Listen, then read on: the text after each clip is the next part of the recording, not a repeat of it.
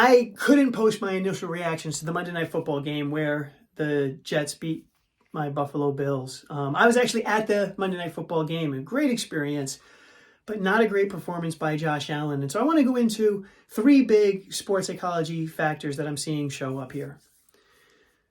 The first is the media and one commentator saying, this is who he is. This is what Josh Allen does. When are we going to start talking about this?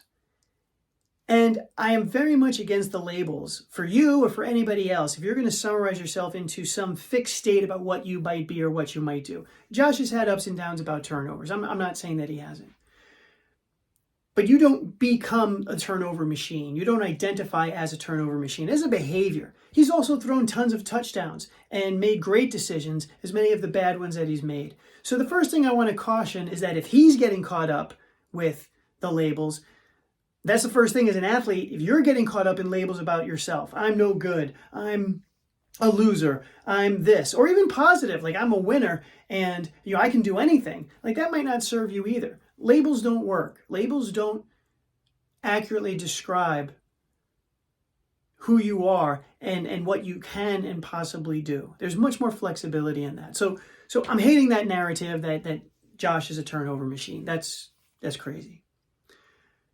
But what Josh was saying himself in the post-game interview, hey, I've got to limit the turnovers. I can't turn the ball over.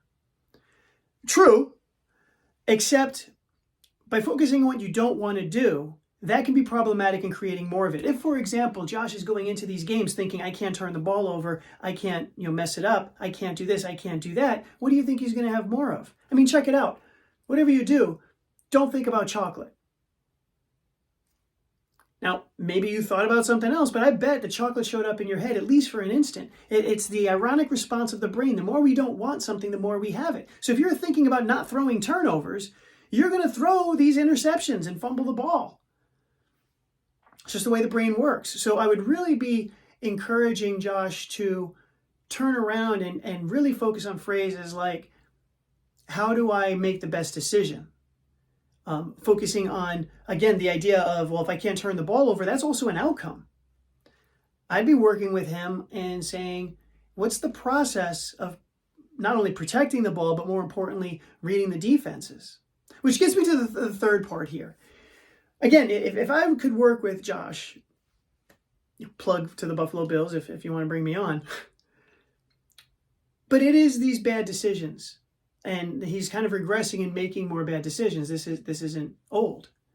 And some of the feedback in the social media posts has been like, oh, well, Steph Diggs has got to dig into him, and like people got to beat into his chest, and we got to let him know that he can't do this. And you get this out. And again, Bills Mafia fans, we're upset because we're invested, but from a performance standpoint, you don't dig into a teammate or a coworker or your spouse or a friend in this way. I mean, sometimes they need a little bit of a kick for a little bit of encouragement, but that's not what Josh needs right now. Again, I don't know him, I'm not working with him, but I know for a fact that having teammates dig into him and tell him that he's got to do a better job, he knows that. That is so not productive. Coaches, if you are watching this, you don't got to dig into your players and tell them they got to be better.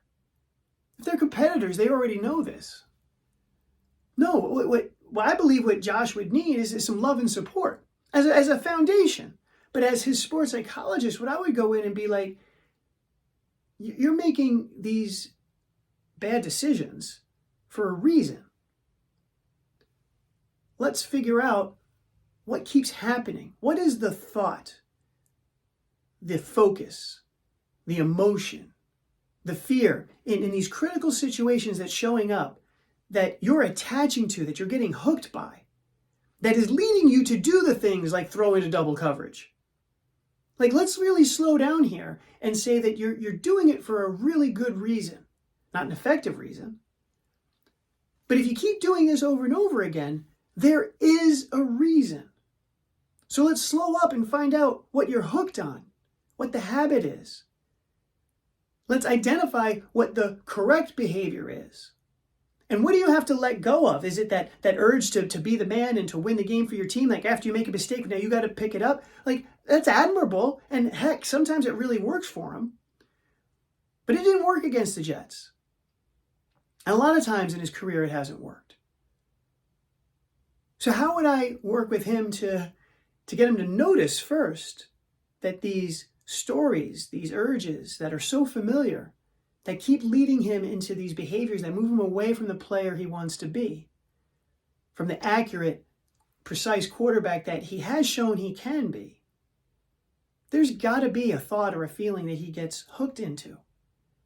How do we notice it, detach from it, and go back to the process of what a quarterback does? And I can't explain it to the degree that I'm sure he knows it, but between reading the defense, going through the checkdowns, then making the safe play or throwing it away, and let's rehearse that. There is a best process for his performance, and there's something that's pulling him away from it. As a sports psychologist, that's what I would tell him, and that's what I'm telling you. If you are stuck making the same mistakes over and over again, I bet that there is a thought or a feeling or an emotion or something that keeps hooking you.